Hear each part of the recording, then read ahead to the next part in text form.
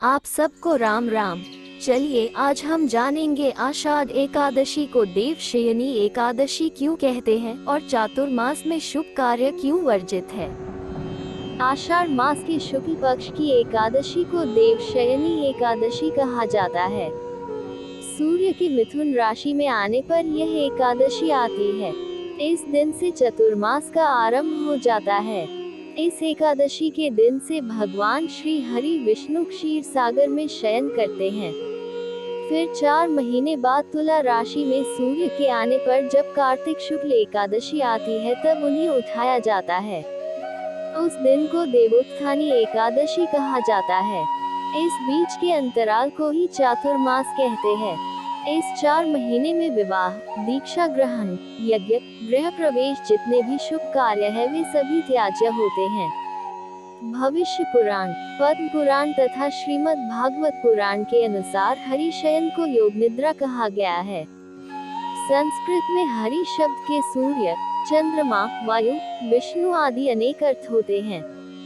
हरि शयन का अर्थ इन 4 महीने में बादल और वर्षा के कारण सूर्य चंद्रमा का तेज क्षीण हो जाना उनके शयन का ही द्योतक होता है।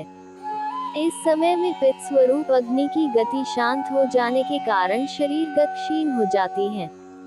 आधुनिक विज्ञानियों ने भी यह सिद्ध किया है कि वर्षा ऋतु में पानी के बहुत होने से विविध प्रकार के कीटाणु अर्थात सूक्ष्म रोग जंतु उत्पन्न हो जाते हैं।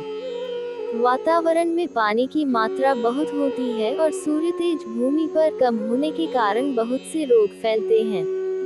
हमारे पूर्वज बहुत होशियार थे, इसलिए वे इन 4 महीनों में कोई भी शुभ कार्य नहीं करते थे। पुराणों में ये कहा गया है कि भगवान श्री हरि ने वामन रूप में दैत्य बलि के यज्ञ में 3 पग दान के रूप में मांगे। भगवान ने पहले पग में संपूर्ण पृथ्वी और दूसरे पग में आकाश, सभी दिशाओं को ढक दिया।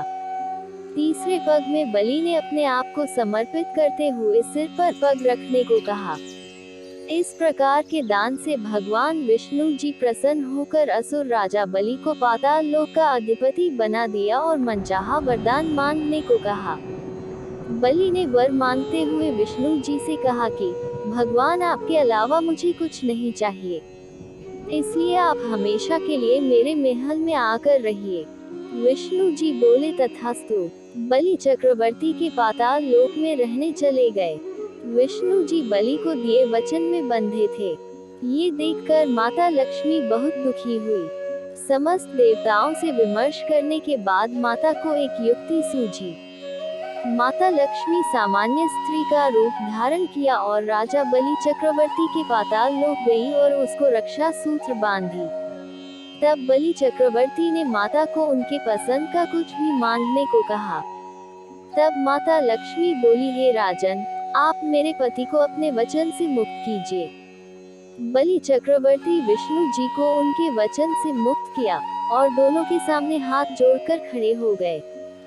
भक्ति पूर्वक माता और विष्णु जी को कहा, साल में कुछ दिन आप मेरे महल में आकर रहने की कृपा कीजिए। तब भगवान विष्णु बलि चक्रवर्ती के अनुरोध को स्वीकार किया। तभी से भगवान विष्णु चातुर्मास में बलि चक्रवर्ती के यहाँ जाकर रहते हैं। इस एकादशी को सौभाग्य की एकादशी के नाम से भी जाना जाता है। पद्म पुराण का दावा है कि इस दिन उपवास या व्रत करने से जानबूझकर या अनजाने में भी किए गए पापों से मुक्ति मिलती है। मेरे चैनल परफेक्ट कहानियाँ को लाइक, शेयर और सब्सक्राइब कीजिए और बेल आइकॉन को दबाना ना भूले। Thank you.